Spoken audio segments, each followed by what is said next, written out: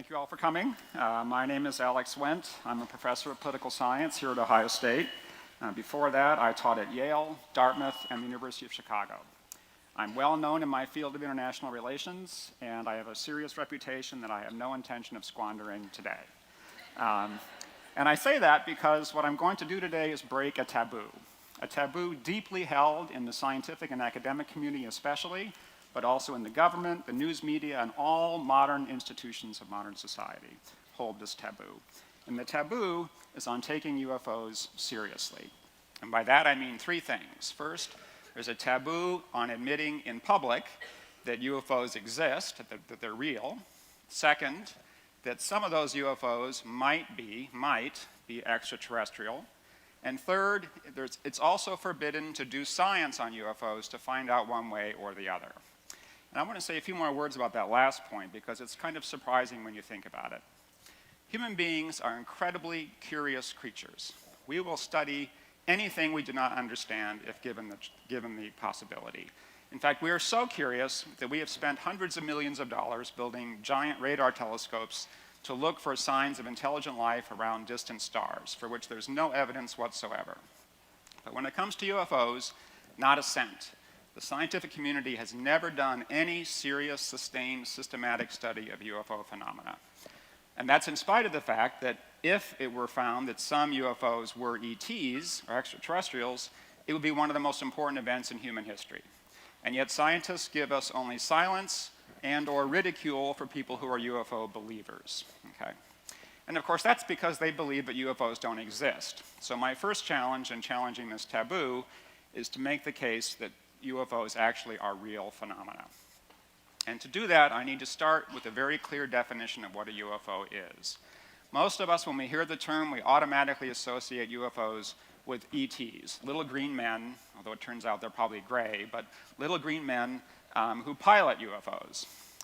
And that equation of UFO and ETs is fundamentally mistaken. Okay? A UFO is nothing but an unexplained aerial phenomenon. And you can divide these into roughly two groups. The larger group is cases where, with a bit more study, a bit more probing, we could probably figure out that the likely explanation for this UFO was a stealth fighter, or a drone, or some kind of natural phenomenon, satellites or whatever. Okay? Those are uninteresting UFOs. Let's call them temporary UFOs. Okay? The kind of UFOs I'm interested in, let's call genuine, and this is about 5 to 20% of the cases that we have. And these are cases of UFOs that don't have an obvious conventional explanation. And these are the ones that I'm interested in for the rest of the talk today. Okay? And what I want to do now is bring in the authority of the US Navy to help me make the case that genuine UFOs are real. And to do that, I need to do a bit of background and talk about pilot reports. Okay? Civilian and military pilots have been reporting UFOs since World War II.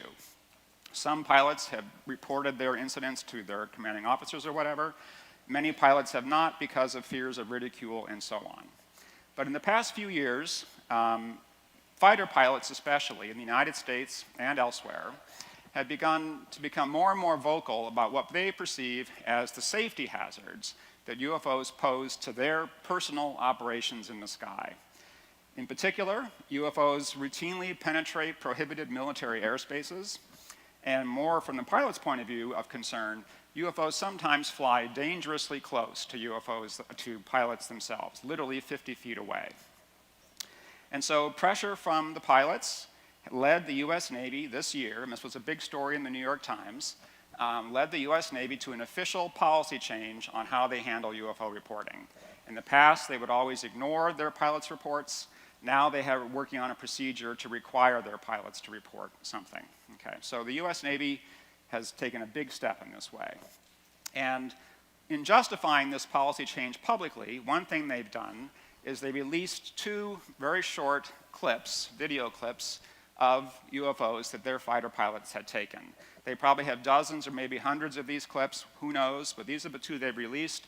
They're about a minute long, and I want to just play them for you so that you can get a sense of what a genuine UFO looks like. Okay. Dude, this is a fucking drone, bro. There's a whole fleet of them. Look on the ASA. My gosh. They're all going against the wind. The wind's 120 knots from the west. Look at that thing, dude.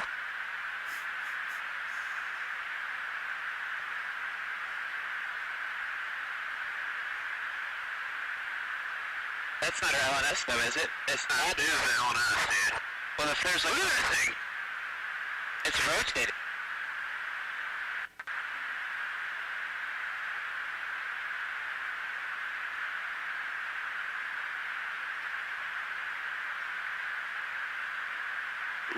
Nickel 6-1 Tango Logic, over. Oh, got it! Woohoo! Roger, there's troubleshooting as soon as I get... Did you box moving target? No, I took an auto track. Oh, okay. Oh my gosh, dude. Wow, look at it fly!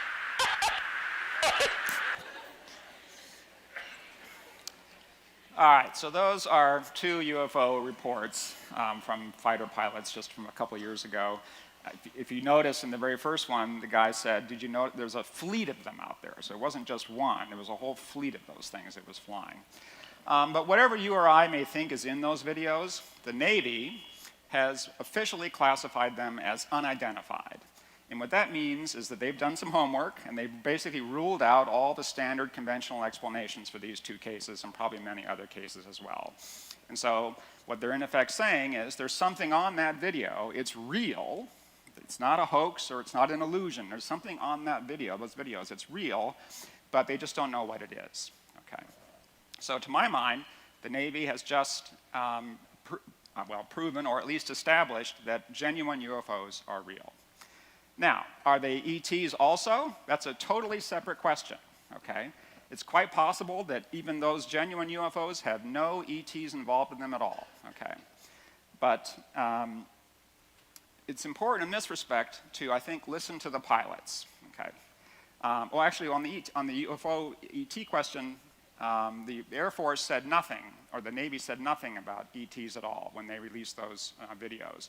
Neither pro nor con, okay? So nobody has a clue. But it's important, I think, to listen to the pilots because they have reported many times UFOs having aerodynamic capabilities that seem to far exceed anything possessed by human societies. For example, right turns at 5,000 miles an hour, extraordinary rates of acceleration, and so on. Things that seem impossible according to our laws of physics. On the other hand, just a little over a century ago, our laws of physics told us that air travel was impossible, much less space travel. So imagine a civilization that's just 1,000 years ahead of us, which is really just a blip historically. Imagine what kind of technology they would have, much less a civilization that is 1,000,000 years ahead of us. Okay? To us, what they could do in our skies might look like complete magic. So I think if we're totally honest with ourselves, we have to admit first, with the Navy, that genuine UFOs are real, okay? And secondly, that we really have no idea, that we are ignorant, not only of what the UFOs are, but we're ignorant of whether or not they are ETs, okay? And that leads to my punchline, okay? Which is that if any UFOs are ETs, then we are not only ignorant, but in my view, we are truly stupid if we're not using science to try to find out what's going on. And because the first question that comes up, if they are here, if they are here, the first question that comes up is, well, why, okay? And there are a lot of options here, which we have no clue about, but just consider a couple examples. It might be an Independence Day scenario. So they're here to exterminate us, and they just haven't gotten around to it yet, okay? On the other hand, they might be here to help with climate change, okay? But they're reluctant to land on the White House lawn because they know that if they do so, there'll be a panic in the streets, the stock market will collapse, and governments will lose control. Either way, any kind of up-close personal contact between human beings and an alien civilization here on our planet would be an extraordinarily profound and probably disruptive event for all of humanity, okay? And that alone, to me, justifies investing in a science of UFOs to find out what all this is about. So what would such a science look like? There are different models for this that have been proposed. The one I like is the idea of a ground-based network of automated surveillance stations, each of them equipped with the sky cameras like this guy, but also other simple instruments. And they would monitor the sky 24/7 looking for UFOs. Anything comes along, they immediately start recording as much data as they can. Okay. Ideally, the government or the scientific community would build such a network, but they're still in UFO denial. Those are heads in the sand right there. So we're unlikely, I think, to see governments funding UFO research anytime soon, despite the Navy admitting that UFOs are real. Okay. The good news, though, and ironically, is that this is not rocket science. Okay.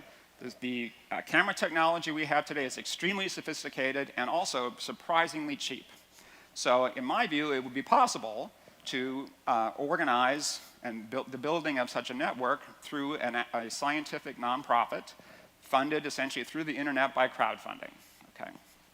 Either way, a top-down science or a bottom-up science, it seems to me that applying some science to this phenomenon would tell us something more than we know now, which is essentially nothing. Okay. So 2 last final points. First of all, why is this a taboo at all? Okay. Why is it that pilots, scientists, even political scientists, need to worry about their reputations to talk about this issue in public? Okay. Why don't we treat UFOs the way we treat everything else that we don't understand, which is the scientists all go rush and try to study it? But in this case, the scientists won't touch it with a 10-foot pole.